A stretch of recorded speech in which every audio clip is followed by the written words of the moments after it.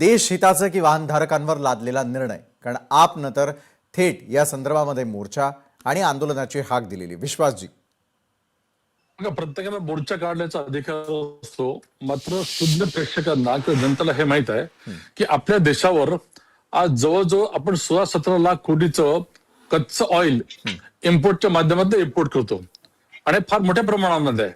आज जर आपण बघितलं तर देशाचं डिफेन्सचं बजेट हे 6 लाख कोटीचं आहे आणि आपलं इम्पोर्ट बिल जे आहे क्रूड ऑइलवर हे 16-17 लाख कोटीचं आहे. हे कमी करण्यासाठी प्रयत्न व्हायला नको का? 2001 पासून जेव्हा आपले रामभाऊ नाईक हे मिनिस्टर होते, केमिकल मिनिस्टर होते, पेट्रोलियम मिनिस्टर होते, तेव्हापासून आपण इथेनॉलचा विषय आणला. 5% इथेनॉलचं मिश्रण सुरू झालं, नंतर 10% आलं, आता 20% आलंय.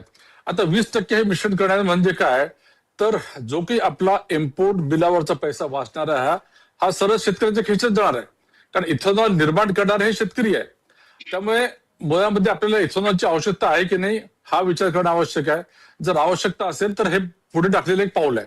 आता मोदीजींनी आल्या काय केलेलं आहे, तर आपलं इम्पोर्ट ऑइल जे आहे ते कमी करण्यासाठी सोलरला मोठ्या प्रमाणात प्राधान्य दिलेलं आहे. आज 2 लाख मेगावॅटच्या वर सोलरच्या माध्यमातून वीज निर्मिती होते आहे.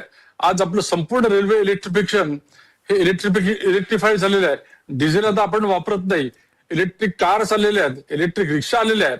याचं कारणच असं आहे की आपल्याला आपलं स्वावलंबन हे करणं आवश्यक आहे.